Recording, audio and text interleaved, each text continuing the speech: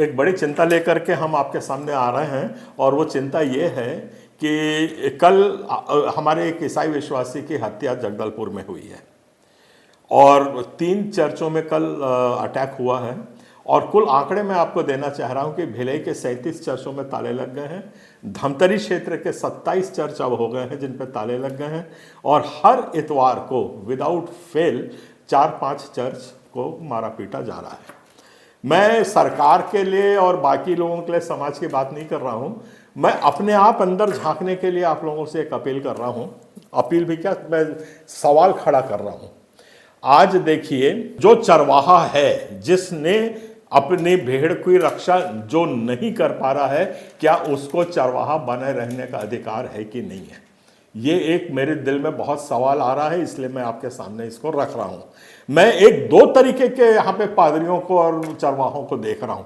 एक ऐसा भी पादरी हमने देखा है जिसको थाने के अंदर उसने जूते भी खाए पर अपनी भेड़ों को बचाया, वह जाके मारा पीटा भी किया इसने, और जब लड़ाई होती है कुछ होता है तो बिल्कुल वो आगे रहता है। ऐसा नहीं, कई पादरी हैं जो अपनी भेड़ों के लिए जान देने के लिए भी तैयार रहते हैं। और दूसरा वर्ग मैं ऐसे देख रहा हूं, खास तौर से मैं जगदलपुर का बात कर रहा हूं, वहां पे सारे के सारे उनको जिन लोगों ने उनको सेवा दी थी, जो विश्वास में लेके आए थे, वो सब भाग खड़े हुए हैं और वहां पे कोई भी मौजूद नहीं है जो उस अपनी भेड़ों की रक्षा कर सके। आज क्या ऐसे चरवाहों को ईसाई समाज समर्थन देता रहेगा या स्वीकार करेगा? ये आप लोग सोच के बताइए। मेरा बिल्कुल आरोप है और ये है कि जो अगर सेवकाई कर रहा है उसको बिल्कुल सामने खड़े रह करके अपने बचाव करना है अपनी भेड़ों का, और जब उनसे नहीं होता है तो उनको किस बात का परहेज है कि बाकी संस्थाओं को आने ही नहीं देते हैं, करना भी नहीं देते हैं। वहाँ सिर्फ बंदर छलांग लग रही है, आदमी कोई गया नहीं है, परिवार पूरा भाग के खड़े हुए हैं। 4-4 भाई उसके वहां से भाग के गए हैं, उनके पास खाने को नहीं है। ये कहाँ के लोग हैं जो संस्था लेके आते हैं, वो क्यों उनकी सेवा नहीं कर रहे हैं? तो और दूसरी बात मैं यहाँ पे वो धमतरी क्षेत्र की कर रहा हूँ। धमतरी क्षेत्र में आज पहली बार मैंने देखा है कि सिर्फ विश्वासियों को मारा पीटते हैं और पादरी वहां से भाग जाते हैं। हमें किस किस्म के अगुवे चाहिए ये आप लोग तय करो।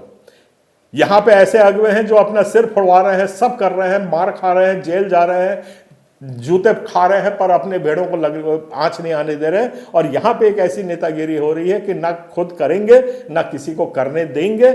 और सबसे ज्यादा अगर आज मार खाया है विश्वासियों ने तो धमतरी क्षेत्र में ही खाया है। तो ये आप लोग खुद सोचिए कैसे इसमें से आपको निकलना है, बाहर आना है। ये आप लोगों के ऊपर मैं छोड़ता हूँ, ये आपके ऊपर निर्भर है। ये आत्मचिंतन का समय है और हम लोग अपनी छोटी छोटी राजनीति, छोटे छोटे उद्देश्य लेकर के चल रहे हैं, इसमें सब डूबेंगे और जब बाढ़ आएगी सब के सब मरोगे अगर यही रवैया रहा तो। हम जरूरी है कि हम अपने सामाजिक दृष्टिकोण को बदलें, सही चरवाहों को पहचाने, सही चरवाहों का हम अपना समर्थन दें, और जो ढोंगी भविष्यवक्ता बन के आ रहे हैं, हमारे समाज को दीमक की तरह खोखला कर रहे हैं, उनको भी आज पहचानने की ज़रूरत आ खड़ी है। हमको ये सब बातों को अब सोचना पड़ेगा, इसलिए मैं आपके पास बहुत खुल के बोला हूँ। इतना बोलने की लोगों को हिम्मत होती नहीं, क्योंकि मुझको ना कुछ खोना है ना कुछ पाना है, इसलिए आपके सामने सोचने के लिए मैंने ये बात रख दी है।